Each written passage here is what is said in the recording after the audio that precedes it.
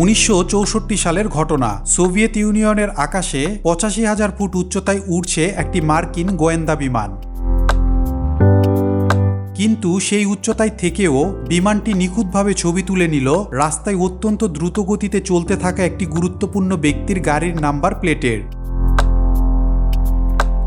শত্রু বিমান অনুপ্রবেশের বিষয়টি টের পেয়ে মিসাইল ছুড়ল সোভিয়েত এয়ার ডিফেন্স ব্রিগেড। আকাশে উড়ল সুপারসোনিক যুদ্ধ বিমান, কিন্তু কেউই এই কালো পাখির নাগাল পেল না, কেননা এই বিমানের গতি যে মিসাইলের চেয়েও কয়েক গুণ বেশি।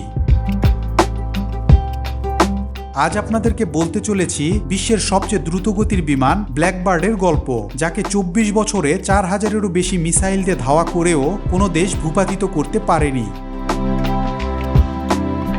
দ্বিতীয় বিশ্বযুদ্ধের পরপরই যুক্তরাষ্ট্র ও সোভিয়েত ইউনিয়নের মাঝে স্নায়ুযুদ্ধ শুরু হয়ে যায়। সেই যুদ্ধের মূল উদ্দেশ্য ছিল একে অন্যকে সামরিক ও প্রযুক্তির দিক দিয়ে ছাড়িয়ে যাওয়া। এই যুদ্ধে বরাবরই এগিয়ে থাকত যুক্তরাষ্ট্র। তারা 1956 সালে U-2 মডেলের একটি গোয়েন্দা বিমান বানায়। সে বিমান সোভিয়েতের আকাশসীমায় ঢুকে গোপনে ছবি তুলে নিয়ে আসত। কিন্তু 1960 সালে 70,000 ফুট উপর থেকে ছবি তোলার সময় সোভিয়েতের নিরাপত্তা বাহিনী এটি টের পেয়ে যায়। অ্যান্টি এয়ারক্রাফট মিসাইল হামলা করে তারা এই U-2 বিমানটি ভূপাতিত করে। সে সময় এর পাইলট গ্রেপ্তার ও জেলে যাওয়ার ঘটনায় দুই দেশের সম্পর্কের ব্যাপক অবনতি হয়। এরপর থেকে আরও অত্যাধুনিক বিমান বানানোর কাজে হাত দেয় যুক্তরাষ্ট্র। 1964 সালে তারা তৈরি করে হাই স্পিড শ্রেণীর রিকনসিস বিমান SR-71।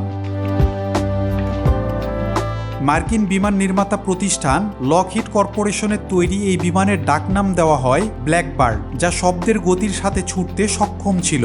এর চেয়ে দ্রুতগতির জেট ইঞ্জিন চালিত বিমান এখন পর্যন্ত পৃথিবীতে আর একটিও তৈরি হয়নি। এই বিমান খুবই নিখুঁতভাবে ছবি তুলতে পারত। সোভিয়েত ইউনিয়ন, চীন, ভিয়েতনাম ও উত্তর কোরিয়ার গুরুত্বপূর্ণ সামরিক স্থাপনার উপর দিয়ে প্রায় উড়ে যেত এটি। এর ক্যামেরা এতই অত্যাধুনিক ছিল যে রাস্তায় ঘন্টায় 200 কিলোমিটার গতিতে চলতে থাকা গাড়ির নাম্বার প্লেটের ছবিও 85,000 ফুট উচ্চতা থেকে নিখুঁতভাবে তুলে নিত। ব্ল্যাকবার্ডের বডির 85%ই ছিল টাইটেনিয়ামের তৈরি, কিন্তু তৎকালীন সময়ে এই মূল্যবান ধাতুর প্রধান রপ্তানিকারক দেশ ছিল সোভিয়েত ইউনিয়ন। কিন্তু এই বিমান বানাতে এত বিপুল পরিমাণ টাইটেনিয়াম যদি যুক্তরাষ্ট্র তাদের কাছে কিনতে যায়, তবে সন্দেহ করবে সোভিয়েত গোয়েন্দা সংস্থা KGB। তাই মার্কিন গোয়েন্দা সংস্থা CIA দেশে বিদেশে বেশ কিছু ভুয়া কোম্পানি তৈরি করে। এদের মাধ্যমে সোভিয়েত ইউনিয়ন থেকে টাইটেনিয়াম কিনে এমন এক বিমান তৈরি করা হলো, যা দিয়ে তাদের উপরেই গোয়েন্দাগিরির কাজ শুরু হয়ে গেল। ব্ল্যাকবার্ড ল্যান্ড করার পর আবার আকাশে উড়াতে কমপক্ষে 1 সপ্তাহের রুটিন মেইনটেনেন্স করতে হতো।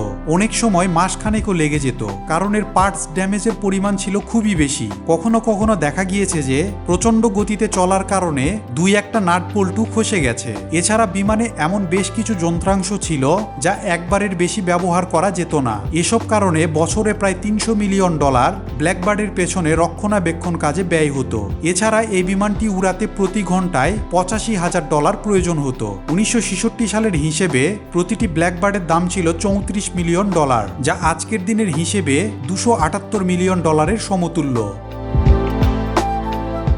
তৎকালে সোভিয়েত ইউনিয়নের কোনো মিসাইলের সাধ্য ছিল না একে ভূপাতিত করার। বিমানটির 24 বছরের সার্ভিস লাইফে বিভিন্ন দেশ এটিকে লক্ষ্য করে সব মিলিয়ে 4000-এরও বেশি অ্যান্টি এয়ারক্রাফট মিসাইল ফায়ার করেছিল।